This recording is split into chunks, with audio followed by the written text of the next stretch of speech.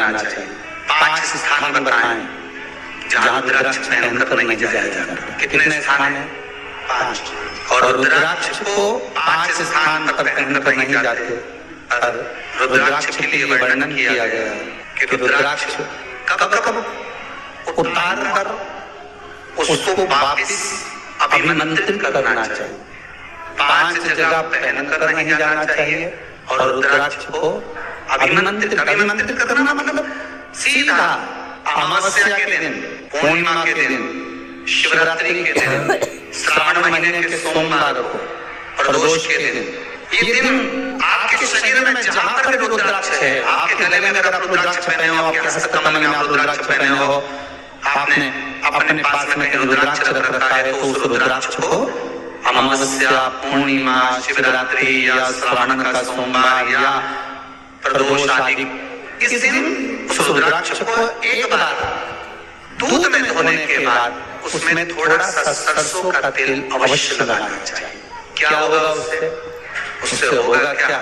शिव महापुराण की कथा करती है, महाराज रुद्राक्ष को दूध में धोने के बाद, स्नान कराने के बाद, जल से स्नान कराया, थोड़ा सा सरसों का तेल लगाइए। महाराज क्या मिलता है उससे? तो कहा उस रुद्राक्ष में बल प्राप्त होता। कौन सा बल? जो शरीर के अंदर बीमारियां बढ़ती हैं, उस बीमारी को वो रुद्राक्ष धीरे धीरे समाप्त करना प्रारंभ कर देता है। पर एक और चीज याद रखना, जिस रुद्राक्ष के पानी को आप बीमारी के समय पर गलाकर पीते हो, उसमें सरसों का तेल नहीं लगाना, उसमें सरसों का तेल नहीं लगाना। उसको तो आप केवल स्नान करो दूध से, जल से, और फिर उसको गला दीजिए, उसका पानी आप पीना चालू कर दीजिए। जिसको बड़ी बीमारी होती है उसके लिए कल कथा में वर्णन किया रुद्राक्ष का जल पिया जाए, शरीर के अंदर से रोग को, बीमारी को हटाएंगे, रोग बीमारी को समाप्त कर। तब 5 स्थान बता दिए, 5 जगह बता दी, 5 स्थान निश्चित कर दिए जहाँ पर रुद्राक्ष को पहनकर नहीं जाना। पहला, किसी की मृत्यु वाली जगह। दूसरा, जहाँ पर बच्चे का जन्म हुआ, मृत्यु वाली जगह पर सूतक लगती है, जहाँ बच्चे का जन्म लगता है वहाँ सावड़ लगती है। मतलब जीव जाने के बाद दुख का सूतक होता है, और बच्चा जब जन्म लेता है तो सुख की सावड़ रहती है। सुख 2 स्थान। तृतीय स्थान, तीसरा स्थान जहाँ पर वैश्यावृत्ति होती हो या महाराज मदिरा का पान होता, उस स्थान पर रुद्राक्ष को नहीं ले जाया जाता। चौथा स्थान रुद्राक्ष के लिए कहा गया, जिस स्थान पर आपको ज्ञात नहीं है और आपको लगता है कि ये स्थान अज्ञात है, यहाँ पर कई जगह पर कुछ जीवों की हत्या हुई है या किसी जीव को नष्ट किया गया है, उस स्थान पर रुद्राक्ष को नहीं ले जाना चाहिए। 5वां, महाराज आपके रुद्राक्ष का जहाँ अपमान हो रहा है, अपमान से समझ में आ रही है ना आपको बात? एकाएक ढोंग प्रपंच में पढ़ा है, कौन ने कहा है रुद्राक्ष धारण कर लिया? कौन ने कहा है? क्यों ढोंग प्रपंच में पढ़ा? अगर हम रुद्राक्ष गले में पहन लेते और नारी का रजस्वला धर्म आ जाता, रजो धर्म का समय आ जाता है, वो रुद्राक्ष हम गले में धारण कर रखते हैं, तो वो रुद्राक्ष क्या वो बेकार हो जाता है? पहले बात बहुत अच्छे से समझ में। आप सन्यासी हो, जब क्या बोलते जाता, आप तपस्वी हो, आप साधक हो, आप उपासक हो, या आप बैरागी हो, आप एक गृहस्थी हो, घर में रहने वाली माँ, गोदी में रखा हुआ बालक अगर गंदगी नहीं कर दे, पूरे कपड़े को भी बिगाड़ दे, तो माँ बच्चे का कपड़ा बदल देती है, और बदल कर माँ को ये जरूरी नहीं है कि उसको साड़ी बदलना, उसको कपड़े बदलना या उसको फिर नहाना।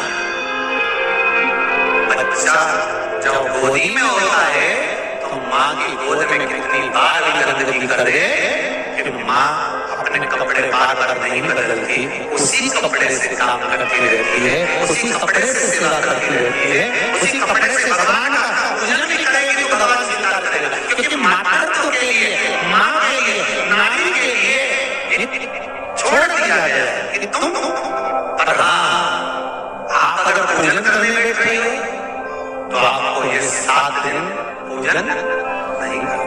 पर रुद्राक्ष अगर आप पहन रहे हो, रुद्राक्ष अगर आप धारण कर रहे हो और अपने जीवन की सार्थकता के लिए स्वीकार कर रहे हो, जैसे तुलसी की माला और रुद्राक्ष की माला गले में पड़ी रहती है, तो ये कंपनी का ट्रेडमार्क होता है कि तुम कौन सी ब्रांड हो।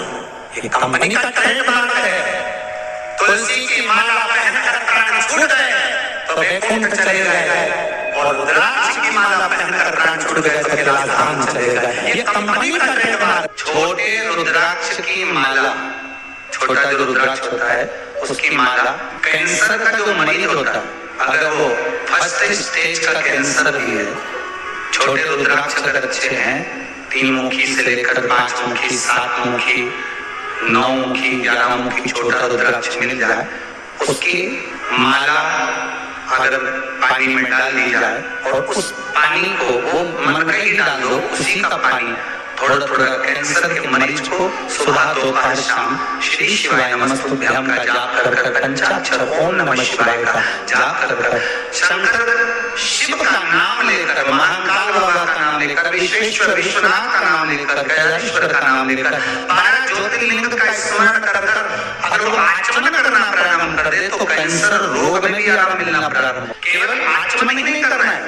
अगर स्त्री है तो अपने उल्टे हाथ पर भी उस मनके की माला को लपेट सकती है। पुरुष है अपने राइट हैंड में उस माला को, अगर कैंसर से पीड़ित व्यक्ति है, रोग से बहुत पीड़ित है, उसको बल मिलता है, उसको पावर मिलता है, उसको एक एनर्जी, उसको एक तेज मिलता है रोग से लड़ने का। कई लोग कहते हैं महाराज जी रुद्राक्ष को सिद्ध कैसे करना चाहिए? तो शिव महापुराण में एक ही उपाय लिखा है, 108 बेलपत्र पर शंकर का नाम लिखकर समर्पित कर दो, या लाल चंदन चढ़ाकर समर्पित कर दो रुद्राक्ष के ऊपर, या उस रुद्राक्ष को आप अभिषेक में समर्पित करो, या उस रुद्राक्ष को सरसों के तेल में रखकर उसको फिर समर्पित शिव जी को। रुद्राक्ष को निकाला, शंकर जी के ऊपर रखा, शिव जी के चरणों में रखा, अभिषेक किया, उसको धारण किया। सिद्ध कैसे करना है? तो शिव महापुराण की कथा में एक संवाद बड़ा सुंदर लिखा कि रुद्राक्ष अपने आप में सिद्ध है। मुंबई में एक मेडिकल रिसर्च सेंटर में इस रुद्राक्ष के पानी का रिसर्च किया जा रहा है। आप लोग निकालना कभी आप लोग तो उसमें निकलेगा, उसका सेंटर का नाम दिया जाएगा कि किस रिसर्च सेंटर में निकाला जाएगा। तो दोस्तों